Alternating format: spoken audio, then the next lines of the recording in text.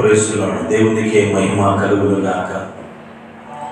ఈ సమయంలో దేవుడు నీతో మాట్లాడాలని దేవుడు ఆశపడుతూ ఉంటున్నాడు.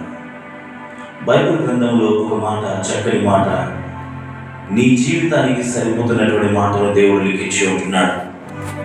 నీ వాక్యము నన్ను బ్రతికించి ఉన్నది, నా బాధల్లో ఇదే నాకు నెమ్మది కలుగుచున్నది.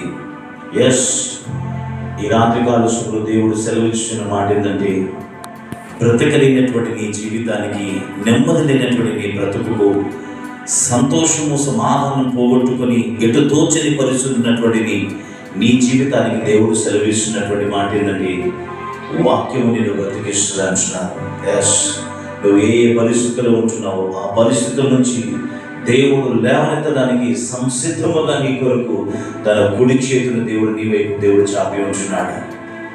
ఇదే అనుకూల సమయము. యేసునందు విశ్వాసం ఉంచు. నీ దుఃఖ దినములు సమాప్తం చేసి, పోగొట్టుకున్న ఆరోగ్య విషయములు కానీ, పోగొట్టుకున్న ధనం విషయములు కానీ, పాడైపోయినటువంటి నీ వ్యాపార విషయములు కానీ, అది ఏదైనా సరే దేవుడు రక్షించడానికి శక్తిమంతుడు, సమర్థుడని కూడా ప్రభుపేట మనం చేస్తూ, ఈ సమయంలో దేవుని యొక్క కృప, వాత్సల్యత నిండాగా దేవుడిపై కుమ్మరించబోతూ ఉంటున్నాడు. ఇంకెంతకాలమో లోకం వైపు చూస్తూ దేవుని యొక్క కృపకు నువ్వు దూరం అవుతావు. సో దేవుడి వైపు తిరుగు.